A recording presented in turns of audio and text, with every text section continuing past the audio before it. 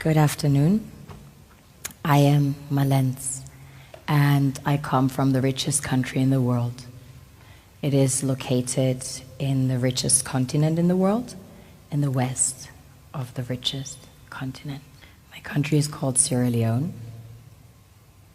On the surface, we are blessed with infinite beauty and abundance of flora and fauna, producing the most exquisite harvest of coffee, cocoa, fruits, vegetables, and caoutchouc. You name it, we've got it. We also have diverse wildlife and vast marine resources, and waterfalls and rivers. On a deeper level, we are blessed with the real treasures the kings and queens of this world desire.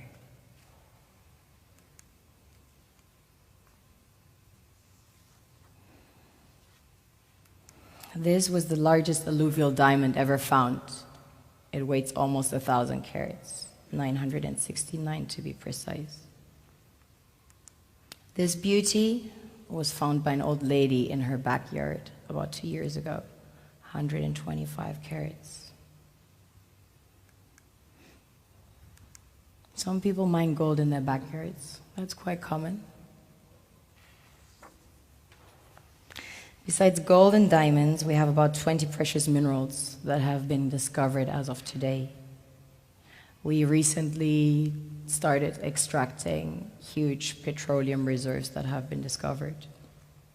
We have platinum, ilmenite to make titanium, rutile to coat jets, iron ore, the largest iron ore deposits in Africa, the third largest in the world.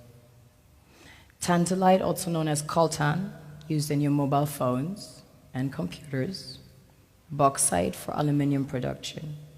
Zinc, chrome ore, copper, coal, phosphates, potassium, salt, lead, granite, asbestos, nickel, zircon.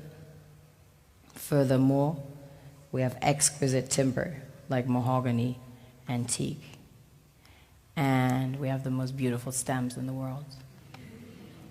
Of course, the West needs Africa's resources most desperately to power airplanes, cell phones, computers, and engines. And the gold and diamonds, of course, a status symbol to determine their powers by their core and to give value to their currencies.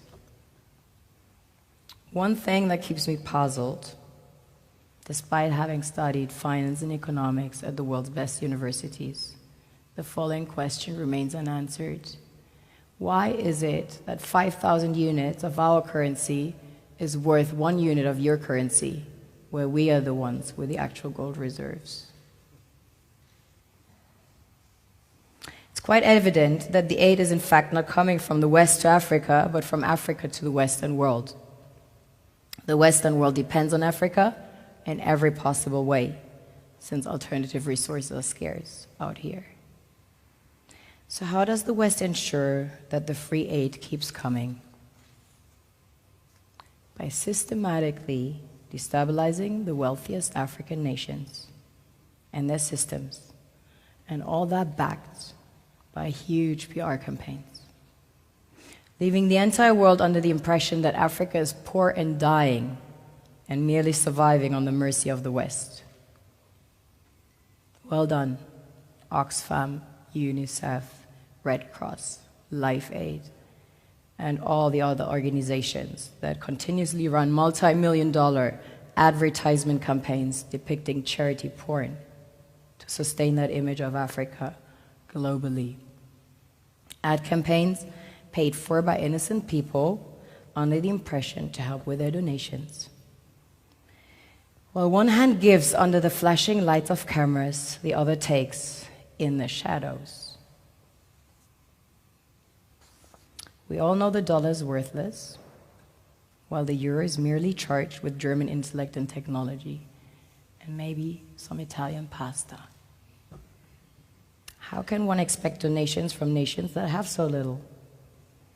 It's super sweet of you to come with your colored paper in exchange for our gold and diamonds.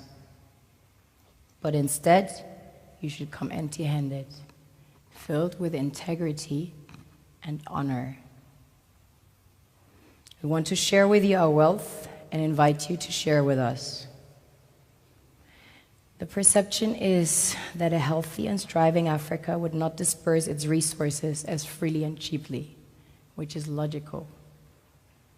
Of course, it would instead sell its resources at world market prices, which in turn would destabilize and weaken Western economies, established on the post-colonial free meal system.